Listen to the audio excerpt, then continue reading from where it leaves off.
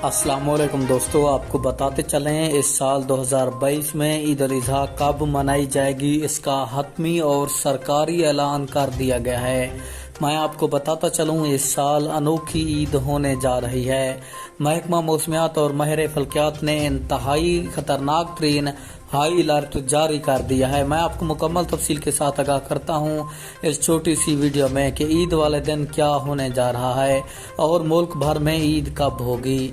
आपने उससे पहले वीडियो को लाइक और चैनल को सब्सक्राइब लाजमी करना है ताकि आपको हमारी नई वीडियो का नोटिफिकेशन सबसे पहले और बआसानी मिलता रहे।